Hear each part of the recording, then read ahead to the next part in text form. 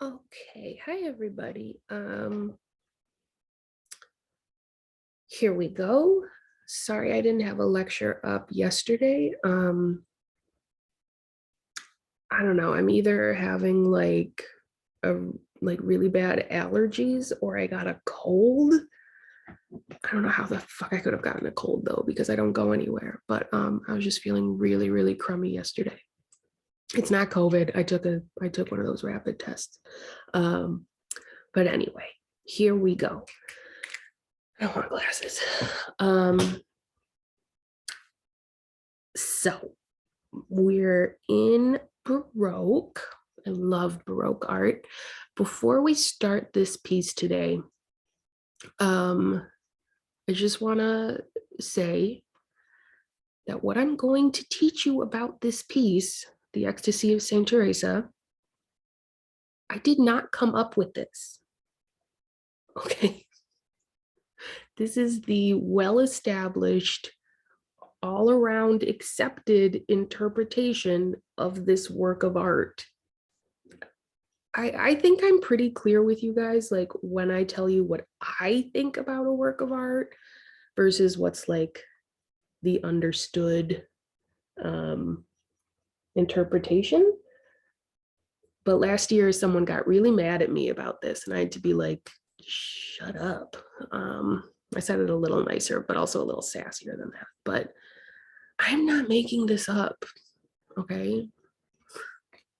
So here we go. We're in Rome. We're actually in a church. I can't imagine that um, College Board would ever like use this image. I think they have it. I think they have it in here to like maybe like really ground the idea that this is Baroque, because it's a Baroque church, right? And so like here's the third one we've seen, right? It has this like kind of plain but yet like simply ornate exterior. They're very like flat. The other thing is that they're very much like something about it makes me personally feel like they're very house-like, kind of like the squareness of them, as opposed to like having super pointy towers, like, Gothic. In fact, they don't even have towers. So, yeah. So here's this church where our work of art is in. Um, so I don't know why they have this, and I don't know why it's like the first image they give us. So let's just kind of ignore it. Okay. So, um, here's the second image. Okay. And really, this is the work of art. Like, this is what we're going to spend the most. Actually, that's not true. This entire little, it's called a chapel. It's the Cornaro Chapel, named after the Cornaro family. Um, in fact, I feel like I have it wrong back here. Yeah, so the Pope like had the church made, but the Cornaro family were the patrons of this little chapel within the church. Um, and really the whole chapel is the work of art. But it has this little sculpture group at the bottom. Sculpture group just means like there's two figures, or a sculpture group could have more. But if it's a sculpture group, has got to have at least two figures in it. So there's two figures in a little sculpture right here. And this is the part that everybody really focuses on. So that's what we're going to focus on, but we'll look at the whole thing. And then here's that sculpture group. So it's Saint Teresa and an angel. People get confused because like it's the angel looks like a young boy, has wings, and you can kind of see it here, has an arrow. And so people get confused and think that it's Cupid, but it is not Cupid. It is an angel. Okay. What slide is next? I don't know. Oh, okay, so here's the chapel. There's a person for scale. Real nice. I think I'm going to show you like the sides, like here and here next, maybe. Nope. Here's another angle. Here you can actually see there are these, like, I think they're these brass rods at the back. And there's actually a window up here, and that window is horizontal, okay? And then above that window, there is a vertical window. We just can't see it. Like, that actually is natural light coming through. It's a little stained glass window up there. But the window we can see right now is not to the outside world, okay? It's horizontal, right? Like, that's weird. It's like kind of like a skylight. And then we can't see it, but there's a window right here. And so the light comes in and goes down. And I'll even show you a picture from the outside of what that looks like. Okay, here's one of the sides. And so Bernini, the artist, who's, you know, I would argue like one of the top, I don't know, 5 famous Baroque artists, he designed all of this. Like, he picked the marble,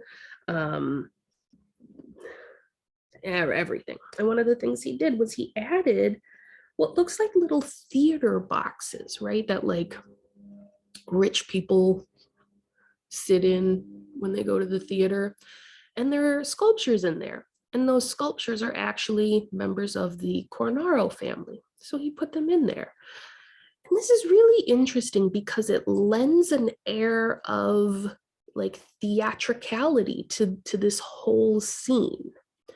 Right? To, you know, there's actually, I just thought of this. Here's my own opinion. You know, it actually reminds me of the Annunciation triptych, where you have the patron like in one of the side panels, like opening the door and sort of like witnessing the Annunciation. It's kind of like that. That's an interesting, I don't know. Anyway, so they're on one side, they're on the other side. This is just painted. The background, it doesn't actually extend. You know, it's just like really good perspective. Looks real nice. There they are. So that's cute. Real nice. Okay. Don't write this down, my God. But here's what's going on. My leg is falling asleep. We have the story of Saint Teresa because of her own journal. And so here's what she wrote in her journal. And she was a nun. She like lived in a convent or whatever. I don't know. She was being a nun. Okay. And then one night she writes this in her, or like, I don't know, the next morning. And she says, I saw in his hand a long spear of gold, and at the iron's point there seemed to be a little fire. He appeared to me to be thrusting it at times into my heart and to pierce my very entrails. When he drew it out, he seemed to draw them out also, and to leave me all on fire with a great love of God. The pain was so great that it made me moan, and yet so surpassing was the sweetness of this excessive pain that I could not wish to be rid of it. The soul is satisfied now with nothing less than God. The pain is not bodily, but spiritual, though the body has its share in it.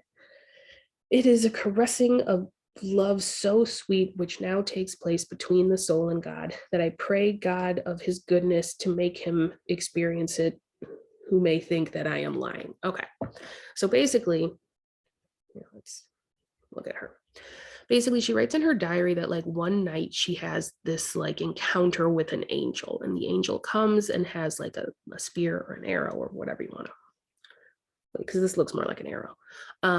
And he like stabs her with it like again and again and again. Now, here's where this is not my interpretation, okay? But, and granted, this is a translation, okay? But the words that are used in the translation have the same connotations as the words that are used in the original, okay? So there are word choices here that have pretty sexual connotations. Things like thrusting. Let's find some more words so we're not left on that. Talking about like moaning. I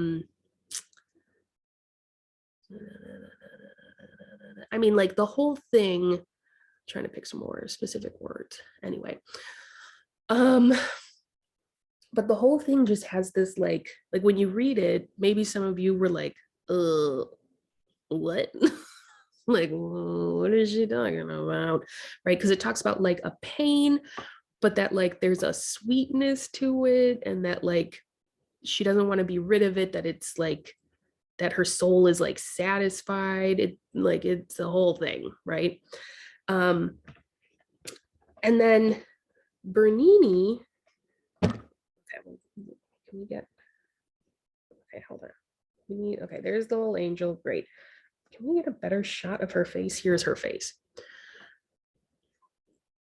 Bernini takes what she has written in her diary and chooses to depict her with this look that is like really the way that you have to describe it is orgasmic, right? That she like, this doesn't really look like a pained look. This looks like a look of sexual pleasure, right? So to be very clear, this is not my interpretation. Okay, I am not being sacrilegious or whatever. This is how this work of art is interpreted. I'm not making it up. Okay. Yeah. Now, to us, this might seem like very bizarre, right? To be thinking like, this is the church. She's a nun. And Bernini was very, very religious. He was very devout. Maybe at this time we're already calling them Catholics. I don't know. He was very devout.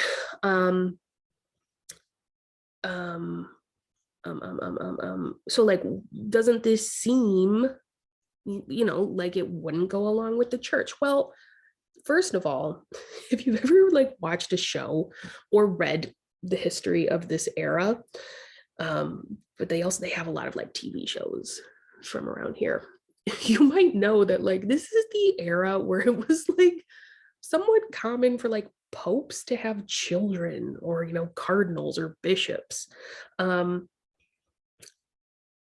There honestly wasn't the same kind of, okay, it's sort of hard to explain. It's sort of one of those like do as I say, not as I do situations where like, yes, people, if you were a priest or whatever, you weren't supposed to have children, right? You weren't supposed to have sex. If you were a regular person, you weren't supposed to have sex before marriage. Like they believed all these things, but at the same time, like did not do that. And in fact, it seems that they were a lot sort of like freer with not with their sexuality, but with their, I don't know, not sexuality, because this is still a time when they're like, you can't be gay unless we love your art, and then we ignore it. But we're just coming out of the Renaissance. We still have this like time of humanism, and one of the things that that they say is going on, especially like in regards to this and the interpretation of Saint Teresa's writing, is like a bit of an understanding of like the feelings you can have during sexual intercourse can seem spiritual, right? And so this isn't seen as like Saint Teresa was bad, right? Because she wasn't having sex with this angel or anybody, as far as we know. Don't get me started on convents. But there's this like sexual undertone to her story that people like were okay with. Okay, so let's move on. Actually, let's go back. I don't know where the other picture I have of this is. One thing that I think is really like, I will, Bernini might be my favorite Baroque artist. I think I don't think many people could manipulate marble the way that he could. And one of the things that I think is so beautiful in this is the difference in the fabric between the two figures. This isn't a great shot, but like her, what is it, like habit or whatever, her outfit and the angel's outfit. Do I have a better, like if you look at the angel's outfit, it's got that like wet drapery aspect to it. It's so flowy, so ethereal, right? Kind of looks like it's being blown in the wind a little bit, looks very thin, very I had to like submit grades for you guys, even though I haven't been there in 5 weeks. They were like, can you do that? So I'm texting with admin, but your grades are submitted. Everybody got an A. I was just like, A's. I mean, you guys are all getting A's this semester. That's all there is to it. Anyway, very ethereal, very heavenly. Whereas, don't I have a better shot of her fabric? I guess this is good enough. Her fabric, it almost has, now remember, this is 3-dimensional. This is a statue, right? But it almost has this quality of that like Northern early Renaissance with the like really sharp folds of fabric. Like you can tell that her garment is like really heavy, really thick, right? Maybe it's like a thick wool or something. And it does this amazing contrast between the two figures that like she is of the earth, right? She is a human. So she has this like heavy, you can even maybe imagine like rough material, whereas he is an angel of heaven and he has this light, flowy garment. I think that's like a really beautiful juxtaposition. I don't know. Anyway, okay. Now let's talk about, so here's that horizontal window. Sorry. And you can see it's got like some stained glass, and then it has these rods that come down. Oh, do I have to go? You can see them in the back. I'm not going back again, but this again is this like, somebody else, if any of you are having like really weird allergies where like you get a sore throat and a stuffy nose and a headache, will you message me and tell me? Because like, how could I have gotten a cold? How? Like I went to Trader Joe's and I was already not feeling well. That's the only place I've been. Okay. Light of God. These rods, these, I think they're bronze, no, brass, sorry. I think they're brass. I can't remember though. It doesn't matter. They're bronze or they're brass, they're metal. Light of God coming down, right? Shining on Saint Teresa and this angel. We love a good light of God, right? Signifies the presence of God. And they do it really cool by having this actual window up here, which you most of the time can't see. Okay, then here's a third window. This is not the window that is creating the light down here. Again, I'm going to show you what's happening on the outside in a minute, but that's just a different window. In fact, I'll show you, but it's a stained glass window with a picture of Saint Teresa in it. Up at the top here, I think that's where we're going. Yes, we again have this really cool thing that we saw at Il Gesù, which is like these wooden panels over the architecture, what, I don't know, the ceiling and the wall. And then it's painted and it's got a little dove, right? Holy Spirit, with light emanating from it. And then you just got these like little putti, these little angels. These sculptures, these are plaster. You can't attach marble sculptures to the ceiling, like they're too heavy. So these are plaster. Okay, there's the little bird, there's the Holy Spirit. Here's the stained glass that's in there. You gotta like, you know, make everything else look dark to see it. But there she is. There's Saint Teresa with the little kid by her. I don't know. But anyway, there she is. Super cool. Okay, so here's the outside. This is the window we just looked at with the stained glass. This is the window you can't see from inside, right? So like right here is the horizontal window, right? And you can even see like this part is like pushed out so that you can have all the space in here for the statue. Oh, and we're done with that. Did I have anything else to say about that? No. We looked at this David last time. This is Bernini. This is the Fountain of the Four Rivers that our other Baroque church is named after because it's really close to it. This Medusa, I think this Medusa, isn't it used for like Versace or something? I don't know. But anyway, I love this Medusa. I love this Medusa because she looks so sad. And, you know, the real myth of Medusa isn't that she's a monster. It's that she was like a regular woman and she was raped by Poseidon in a temple to Athena. And Athena was like, I'm going to punish you for that. And turned her into a monster. And so but like, that's not the myth you hear. You just hear like she's a monster who turns people to stone. And it's so sad. Ugh. So I love this statue.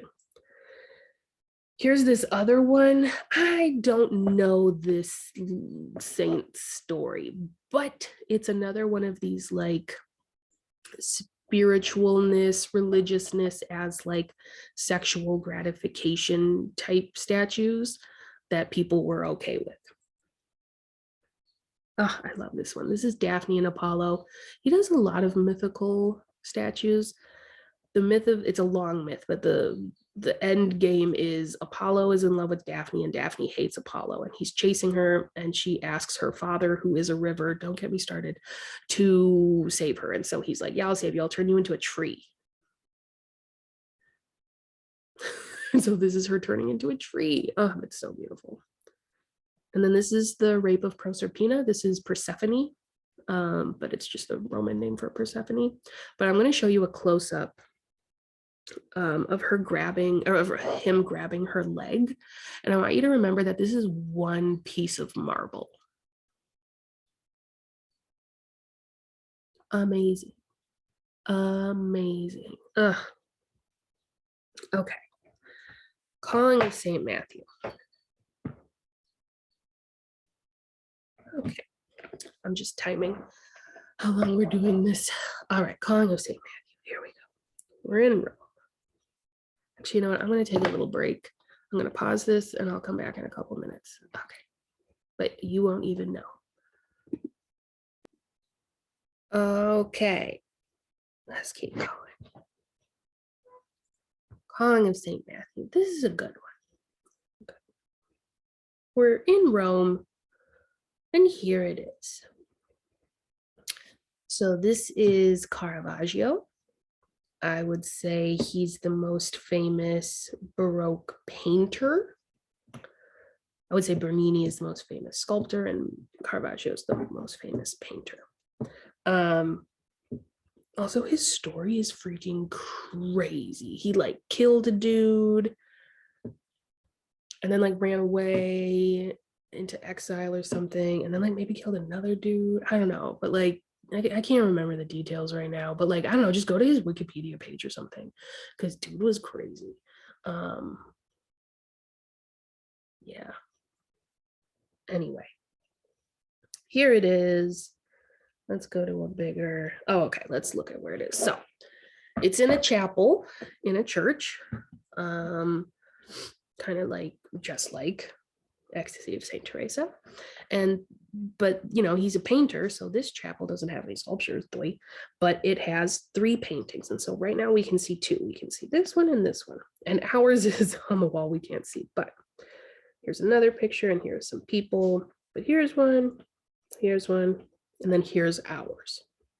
So it's really big. It's really big. And then here's a weirdish picture, but to give you an idea of what's going on. So really quickly, this entire chapel is stories of St. Matthew. Okay, so this one is the inspiration of St. Matthew. I have no idea what this is about.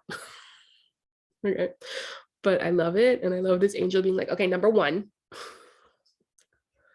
you gotta buy a pair of shoes. No, he's not wearing shoes. That's not what the angel said. Here's the other one. This is the martyrdom of St. Matthew. So this is when he's killed, right, as a martyr. So here he is dying. And then there's ours, the calling of St. Matthew. Okay, so the basics of this story are this. St. Matthew, before he was a saint, was a regular old guy. In fact, he was like a money lender. He was kind of like a loan shark, basically, which is like looked down upon at this time, but also is like very lucrative, I don't want to say he's like the Jeff Bezos of the Baroque era, but it's kind of like we all hate Jeff Bezos, but like, do we all buy stuff off Amazon? Yeah. Did I just buy freaking Spider-Man on Amazon? Yes. Did I cry a lot during it? Yes. It was real good. Anyway, so not a very moral good job, but lucrative. And then one day Jesus comes. And he comes with, oh fuck, who's with him? It might be St. John the Baptist. Or I don't know, it's one of his other apostles. It doesn't matter. It's him. Who cares? He comes with one of his buddies, and Jesus is like, you will join my boy band. That's how I like to think of the apostles, as a boy band. Maybe they did sing. Prove to me they didn't. Anyway, he's like, you're gonna come join me. And Matthew's like, okay. And he does. He gives up his money lending life and he joins Jesus. And that's how his story begins. I don't know why I'm sitting so crooked. I think it's because I can't actually reach the computer. Anyway, so the thing that is the most confusing of this painting is who is Matthew. And every year we do this thing where it's like, okay, this is person number 1, this is person 2, 3, 4, 5. Who's Matthew? So take a minute, and you can't even see that this is a 1 because it's like with his shirt. I want you to take a minute and try to decide who you think Matthew is. No, I'm not gonna do that. Okay, so a lot of the time people think it's number 1. It isn't. It's number 3. It's this guy. So here's why. Ooh, the light. Boing. The light's pointing right at him. And I know it looks like he's pointing at this dude, but he's actually doing this. He's like, me? And Jesus is like, yeah, you. And even John the Baptist, I can't remember who it is like, yeah, you. But woo, light of God coming in from an unseen window, right? Light of God everywhere. People freaking love the light of God. But before we get any further, let's talk about use of light. So these are two of these have already been being used And then Caravaggio, I'm not going to say he comes up with the third one, but like he's the master of it and he uses it all the time. So the first one is sfumato. In Italian, that means like smoky. And basically, in something like the Mona Lisa, it's how you go from this darkish area to this light area with like perfect gradation. Okay. At the end, I'm going to draw a horrible little diagram to help you understand this better. But it's this like smokiness. It's this really smooth transition from light to dark. Pause if you need to write this down more. Then there's chiaroscuro. Chiaroscuro like takes it up a notch, okay? Chiaroscuro is like the shadow right here on the knee, where it's like kind of dark and then it's kind of light, okay? And it's not as smooth a transition as the sfumato. Pause if you need to write this down. All right, and then the last one is tenebrism. And this is the one that Caravaggio is like amazing at. This is where you go from like super bright, and right next to it is super dark. And there's like no gradation. It's just like light and dark. Okay. Also here on her arm, light, dark. The face, light, dark. Here, light, dark. All right. Let me draw you a terrible thing to help you understand. I don't even know if I can do this with this thing. So, sfumato. It's like,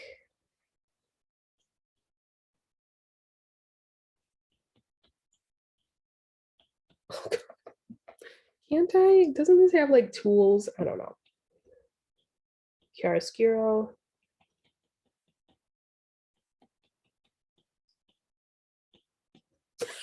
This is terrible. Somehow on the board with dry erase markers, I can get this to look better. This looks like the same. God. Okay. Tenebrism. Tenebrism's easy. Just fill that in and light.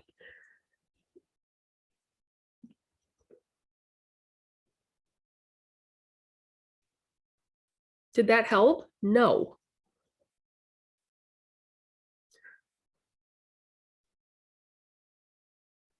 It works on, but this is gonna be so hard to erase. Go, I did all these little lines. Oh, that's not so. Anyway, I don't know. We'll figure it out together. Tenebrism. Beautiful, beautiful tenebrism, right? You almost like can't even see Jesus. You can see his hand, you can see his face, you can see the faintest bit of his halo. We got rid of halos in the Renaissance. Where did my tissue go? We got rid of halos in the Renaissance. And now they're gonna start to come back. But really, we're never gonna get back to like dinner plate halos. There we go. Here's a little bit better. So this tenebrism is used as a way to emphasize things, right? We have this streak of light. Number one, it points to, what's his face? Matthew. Number two, it gives us this like highlighting of Christ. Just really, really beautiful. So just like with, you know, Michelangelo, super ripped. Everybody's going to the gym every day. Raphael red. Caravaggio tenebrism. Caravaggio tenebrism. Bernini, beautiful marble. I don't know. Here he's like, me? They're like, yes. It really seems like it's this guy, doesn't it? I thought it was. The first time I saw this, it's not. Okay, great. So that's this painting. I don't think I have anything else to say. Oh, I have one more thing to say about it. And I feel like I haven't been pointing this out recently, but in a lot of our stuff, this included they're wearing clothing of the era, right? So we've talked about this. It's about like putting the scene in a contemporaneous setting for the audience, right? So yeah, okay. Here's some of Caravaggio's other stuff. St. Jerome. We've seen this a bunch of times, well, like 2 times. David and Goliath. Caravaggio has some mental problems for sure, because this is a self-portrait. Boy with the basket of fruit. We saw this at the very beginning. Okay. Aristocratic Baroque. How long have we been doing this? I think not long enough. 35 minutes? Oh my God. Okay, I need to take a break. I'll be back. You won't even know. Okay. Aristocratic Baroque. Oh, it's the garbage truck. It sounded very weird for a minute. So we just finished Southern Baroque, or Italian Baroque, which basically is just like Baroque happening in Italy. Okay, that's it. Aristocratic Baroque is like happening with the aristocrats. For the record, before we keep going, I need you to know that every time I say the word aristocrat, I get a little bit worried that I'm going to say Aristocat, like the Disney movie. So in case that happens, that's what's going on. Anyway, yeah, and this is really happening in Spain, France, a little bit of Portugal, basically like the Iberian Peninsula. So yeah, okay. Oh, you're gonna love this one. It's really funny. Henry IV receives the portrait of Marie de Medici from Paris. That's where Paris is. Okay, here it is. This is Rubens. Nobody calls him Peter Paul Rubens. Peter Paul Rubens makes him sound like a 70s folk artist. I think it's because of Peter, Paul, and Mary. But anyway, here it is. Here's Rubens. Now, I will tell you that this piece in particular isn't super Rubenesque, which is a term used like in the same way that we think of Michelangelo has these really buff people. Caravaggio uses tenebrism, Raphael red. Rubens, his figures tend to be very like voluptuous. I'll show you in some of his other pieces. That's usually what people use to pick his pieces out. I mean, there's like kind of maybe a little bit within here that the people are sort of at least less muscular, and a little more like fleshy. But that's Rubens. So yeah, so I love this piece. I think it's really funny. Okay. This is Henry IV of France, and that's Marie de Medici. And Henry IV of France, I listened to a podcast about how he became king recently. And I remember thinking like, oh, I understand better. And now I've forgotten because my brain doesn't work the same anymore, I don't think. But anyway, he's part of this war called I kid you not, it's like the War of the Three Henrys, maybe 4 Henrys, I don't know, but basically like there are like 3 or 4 dudes named Henry who are like, I'm king, no, I'm king, and they have a war, and this Henry wins, and so he's like newly won king of France, and he's like, I have to get married. And his people are like, oh, we'll have you marry Marie de Medici from Italy, from the Medici family. And he's like, okay. they had never met. And she was gonna come to marry him, which like was pretty common at the time.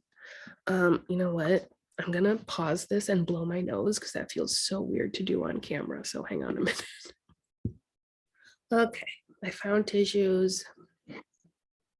And I also went and got my more comfortable heart-shaped glasses because this headache needs glasses. Okay.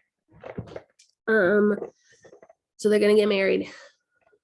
Never met each other. Totally common for royalty of the era. But yeah. So here's this little palace that they lived in. Little palace. And this is where this painting is now and where it was at the time. And what happened was Marie de Medici actually was the one who commissioned this painting. Oh, fuck. Along with how many others? Hold on. I think I can open this up. Where are the notes? What? I have 0 notes on any of this. I think it's like 24 pieces. I don't know. We'll look it up later. But anyway, she was like, let's pretend it's 24. Make 24 paintings of my life, and then we'll hang them up in my new palace. And Rubens was like, okay, yeah, give me a ton of money. And she was like, okay. Except, so here's ours. And then here's some of the other ones. And we'll look at some of the other ones. Now, the thing is, her life was super fucking boring. She was rich and a woman, so she didn't do a lot.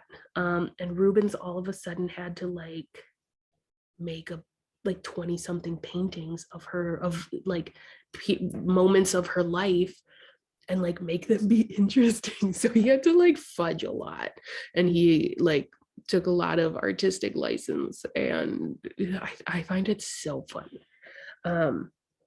So here's this one. Okay, here's ours. And this is supposedly when Henry IV sees her portrait for the first time. Because apparently she like sent one ahead of her arrival. Okay, so here he is. Here's the portrait. Okay, and we'll zoom in on him, but he's got this look of like, oh my God, oh, I'm so in love with this portrait, or you know, the person I see in this portrait or whatever. So yeah, now usually I make people guess the other figures in here, but it's just me. So I'm going to tell you who the other people are. This is Zeus. This is Hera. Okay, and we can tell because number one, they're like up in the sky, and number two, we've got an eagle holding lightning. We've got a peacock. These are like the eagle and the peacock are the images of Zeus and Hera respectively. And essentially what they're doing is they're looking down upon this union that will happen and like, you know, kind of smiling, and like it's like they're accepting of this union, and they're like, yeah. Insert secret word. Okay, so you've had one secret word already. I'm not going to tell you what it was. It's from the other lecture. Secret word number 2 is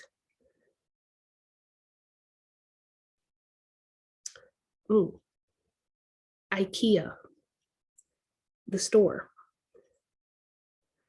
because I'm going there today to pick something up.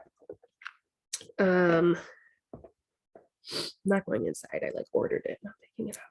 So secret word number 2 for the week is IKEA. IKEA. All right.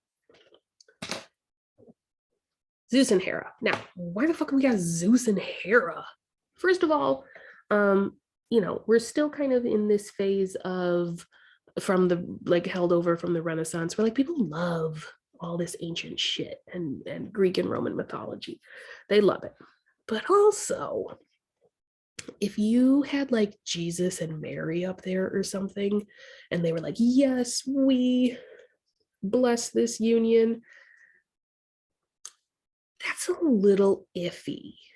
Like, you know, should you as an artist be like portraying Jesus and Mary as having a specific opinion about like earthly matters? Maybe not. Maybe that's not a good look. Because what if like this marriage gets fucked up and you were like, Jesus agreed? Can't do that. So Zeus and Hera. This is Cupid. Cupid's like, oh, isn't she pretty? This is Hymen. Hymen is, I know, there's nothing we can do about it. Hymen is the god of marriage, basically. Frankly, they should have a torch. Oh, they do. Duh, it's right here. I just want it to be bigger than that because that's basically just a candle, but that's like a marriage torch. And then you've got just like two little cupidy, angely guys down there. Okay. This figure. I'm not even going to say who you guess it is. I'm not going to say it. And I don't even have to worry about you saying it because I'm at home and I can't hear you. Do not send me a message about who you think it is, because this figure, this woman right here, is the personification of France. And you just have to trust me on that. It's the personification of France. It's not the Greek god you think it is. It's not. This female figure is the personification of France. Memorize that. All right, so everybody's so happy. Let's look a little closer at parts. So here's the personification of France. I think I'm gonna sneeze. Here's Henry IV, looking like, honestly, his eyes are rolling in the back of his head. He's about to pass out, but whatever. He's looking at Marie de Medici and he's like, oh my God, beautiful. And here's Cupid, and Cupid's like, ain't she cute? So precious. What else we got? Here's Zeus and Hera. They're like, yes, we like this. Here's that marriage torch. So precious. Where are those babies? There are those babies. What do those babies have? A helmet and a shield. Because, and you can even see in the background, see this little city burning? See that smoke? This is cloud, but this is smoke. This is visually representing that this Henry just won the war of the 3 or 4 Henrys. I can't remember. So that's pretty cool. Oh, there's a little bit closer. I don't know why. Honestly, these putti are probably the most like Rubenesque pieces or figures that like, they don't look buff, right? They look fleshy. I think that's like a good term for it. I don't want to like, they just, yeah, they look fleshy. And that is Rubens to a T. What are these close-ups? Oh, okay. We already saw this. So anyway, that's this painting. I have nothing else to say about it. It's pretty funny if you ask me. So what makes this aristocratic? Well, it's the aristocrats asked for it and it was done in France. That's it. Right, we still have all these, I'm not going to pull up the list, but we still have all these. Do I have the big shot again? Okay, great. Nope, fucking. We still have these things that make it Baroque, moment in time, diagonals, effects of light and dark, whatever else is on that list that I can't think of right now. They're all there, or at least they're mostly there. Okay, here are a couple other pieces from this cycle. I don't know why they call it a cycle and not a series, but they call it a cycle. But these are like the 24 or whatever things. So I don't know how you say this city's name. Blois? Because it's not Blois, although I kind of like that. I'm not going to try again. But anyway, the story is that on her way to Paris to marry Henry, when they were leaving whatever the fuck this city is called, they heard that the people there weren't happy that she was going to be the queen. They didn't want an Italian queen, and that they were going to like basically just like protest. They were going to go out and like yell at her cart or her carriage or whatever the fuck she was in. But her, I don't know, guards and chaperones and whatever, they found out about that ahead of time. And so they left earlier than they had planned. So like nothing happened. Okay. Like they were gonna essentially like protest, and she left early, and so nothing happened. But Rubens is like, I'll make it look like there was like people had like swords and weapons, and they were going to kill her, and she had to be like swept out of there. So he's exaggerating a lot the story. This is like when she arrives, which is like, okay, she, in Marseille, and like, okay, she got off the boat, but like, let's add in these, like, these are very Rubenesque figures, right? Very fleshy. And these are like mythical. You can see that their legs are like turning into like tentacles, right? Like here's this guy with this, what is that called? Like a conch, right? And like it looks like victory. Like, oh, let's make it so fancy. This might be my favorite one. The education of the princess. So like here she is, and it's like, oh, Athena is her teacher, and here's what's his face, Apollo, like he's gonna teach her how to, like, no, she had tutors. And then like, oh, and the Graces were there, and Hermes. Yeah, like, no, she's fucking had tutors, but Rubens is gonna make it. It's so funny. And then this is completely different. Here's the Holy Family. Okay, great. And Joseph's like, whose baby is that? Here's another one. Venus and Adonis. Okay. Oh my God. Lost my minutes. Okay, we've been doing this for 52 minutes.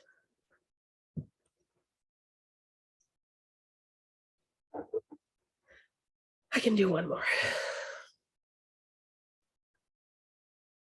I'm going to do one more, and then we're going to stop. Okay. Las Meninas. For those of you who have Abraham, he loves this painting. He loves it. I'm not even really sure why. It's not a bad painting. I like it, but he loves this painting. So ask him about it. All right, we're in Madrid.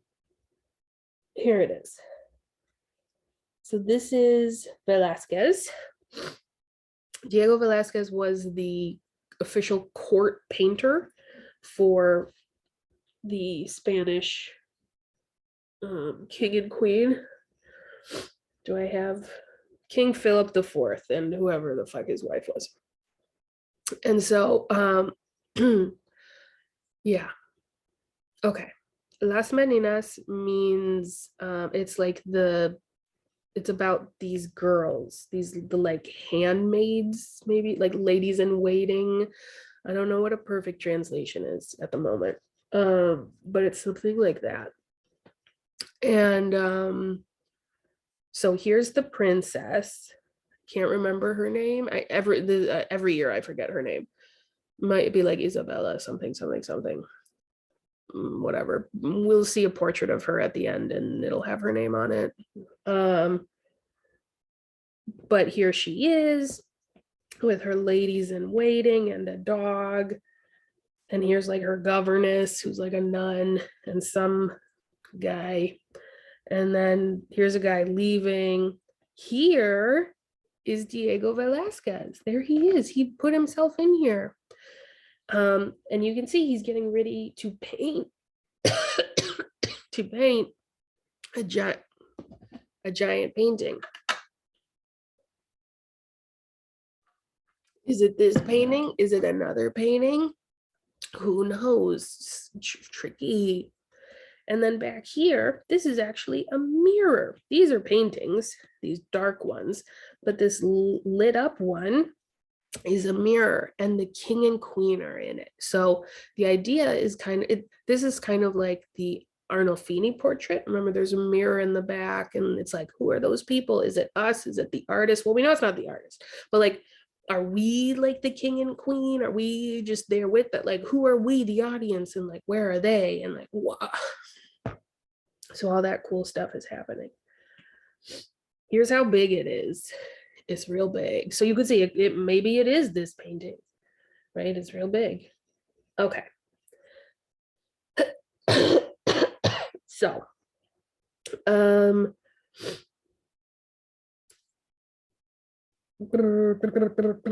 so he's getting ready to paint her. She's got her little ladies in waiting there. Where am I going with this? Oh, we're going straight to his brush technique. Okay. Remember, we have left the Renaissance, and so artists are like, what am I doing with my life? What am I doing with my art? They're like all having a bit of like an existential crisis. And Velázquez is like an early precursor to what will eventually become the Impressionist era. And we see that in certain parts of his paintings with his brush strokes. So if we zoom in, if we just look here from afar at the princess's dress, we're like, yeah, I get it. It's a dress. It's got like a bodice. It has like, I don't know, like flowers or ribbons or something. But if we get close, we can actually see that the brush strokes are like, I don't want to say sloppy because that has the negative connotation, but they're just very quick. They're very almost frenzied, but nothing I'm saying is like bad. Okay, I'm just trying to describe it, but you can sort of imagine it's just like right, like kind of not like, oh, let me be so careful here. And this is something that we'll see quite a bit later with the Impressionists. And so Velázquez is often seen as like one of the very, very, very early precursors to whatchamacallit, the Impressionists. My brain.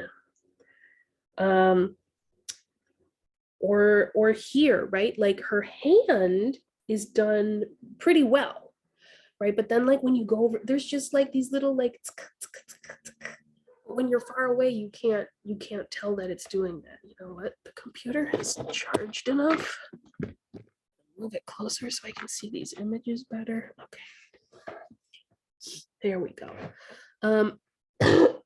Like if I had, do I do that? Did I think of that? No. If I had zoomed in just on this, you wouldn't be able to be like, that's part of a dress, or like over here. If we had just done that, you wouldn't know because it's got this new, very like quick, very loose brush stroke kind of technique. Here's Velázquez, right? His face done very, and also like her face and her face, where he needs the detail, he does it beautifully. But then like, look at his hand. He doesn't really care about the hand looking perfect here. So it's just like, I have this thing, it comes up in like, I think maybe one or two other paintings that we'll see. I love when painters put in their painting, oh fuck, what do you call that? I don't have you guys here to tell me the words, I forget. Palette. I love when they put the palette because I love thinking about how they take their paintbrush from the palette And then they put it on and they're making another palette. And I wonder if they're using their own palette as like what their palette should look like. I just love thinking about that a lot. And so hopefully now you think about it and you also love it. That is my gift to you today. And let's make it your third word. Wait, how many T's does palette have? Narmer palette. P. Does that look right? Is it one L and two T's? Fuck. Shouldn't have picked palette. Well, I'm doing it. I don't care how you spell it. But that's your second word of this lecture, third word for the week. So like on Sunday, you're gonna turn in I don't know how I'll do it. I think I'll just have you like put a comment on the assignment. Yeah. Okay. Palette. Okay. There's the king and queen. Philip and I don't know who. Oh, look, there's the palette. Yeah, I love the palette. There she is. She's so cute. What's this cup? I actually didn't teach about this cup like the first 2 years I taught this course. And then a couple years ago, I saw an article about it and I was like, what the fuck? It's so weird, you guys. Okay, this little cup. Do I have the picture of it? Oh, okay. This is a bucaro. Yeah, you put the accent. Bucaro. I think that's right.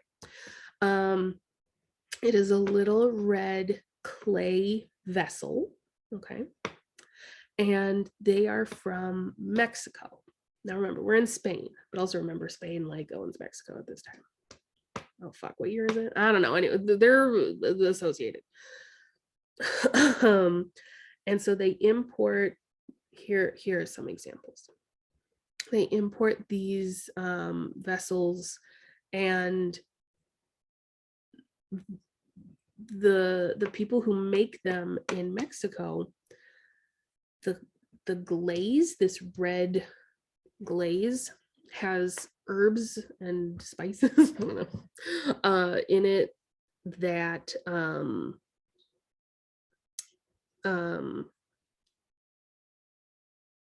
they don't cause you to hallucinate. They don't cause you to hallucinate, but if you like put water in here and then you drink it, the water will take on the essence of these herbs, and like it makes you paler. It, do I have it in my notes? It does like a couple of things and I'm already forgetting. Oops. Where is it? Good, I do have it. Okay, a secret mixture of native spices. Oh, okay, yeah. Oh, it does make you have hallucinations. Okay, great. But yeah, so like if you put water in it, the water takes on these herbs. It also like makes the water like have this like kind of perfumed smell. So people thought like, oh, this is so nice. It made them hallucinate a little bit, but it would make you pale, which was, you know, like we're already getting into an era of like colorism. And so it's you know, partly colorism, but it's also this weird idea, which in itself is colorism, that like, you know, women didn't want to look too tan because then it's like, oh, are you out in the fields working? But that's colorism. It's just like a weird explanation for it. And it did this by depleting your red blood cells. So like not good. It could also cause paralysis of your muscles, so it would make you really weak, and it would like over time destroy your liver. And it turns out that like not only were especially women in like Spain and Portugal mostly like drinking the water from these vessels, they would also like eat the vessels. They would chew them. They would like break off little pieces and eat it. It's fucking crazy. I love it. It's so bizarre. So like, why are we giving it to this little girl? Well, I mean, she do look pale. She also doesn't, she kind of look like she's hallucinating. No, I'm kidding. But that's what that is. And so and so we're seeing this like very aristocratic um act of having these vessels, right? And it's hard to see, but like her hand is on it. She's grabbing it. Poor little thing. Do I have anything else about this? No. Yeah. So super fucking weird. Love it. Okay. So yeah. I don't think I have anything else to say about this. So Velasquez's big thing is like, yeah, he painted like the Spanish royalty. But his big thing is like bringing us one step closer to like modern art. And in fact, if we look at his older stuff, like this is an early piece of his. There's a lot more, like it's a lot more technical, right? If we look at like the depiction of the fabrics, that looks like pretty standard for us. But as time goes on, like, I mean, we can still tell that like this is satin, but, and I don't have a close up of it, but like he is getting into these like looser brush strokes. Here she is. Oh, her name is Margarita Teresa. Okay, great. And they call her Infanta. Poor little God. Can you imagine this? There's actually a picture of me as a little baby, not a baby, like a 3-year-old in a snowsuit, and I can't put my arms down because it's like so puffy. This always reminds me of that. Like she can't put her arms down. But yeah, here again, you can see like the looseness of, I mean, like look at her hand over here. It's like not even the right color. But it like doesn't, once you notice that, actually, I can't stop noticing her dead hand. Put it in the muff. Okay. We did, oh my God, well, yeah, I'm not doing Versailles today. Okay. So you got 2 new, oops, did I just do that? You got 2 new words. And so I'm gonna make a lecture tomorrow, but it'll count for next week. So on Sunday, and I'll send this out in a message, obviously, but on Sunday, you'll have to, there are going to be 3 words from this week, from yesterday's lecture and today's, that you're going to have to tell me. And that's going to get you points for the week. That's all you got to do. That's all you got to do. And I think I figured out how to make the video. I'm just going to make the videos public. Okay. I'll say that in the message too. Just don't post them anywhere. Like these lectures are not how I plan on going viral, you guys. So okay. That's it. Good job. Okay, bye.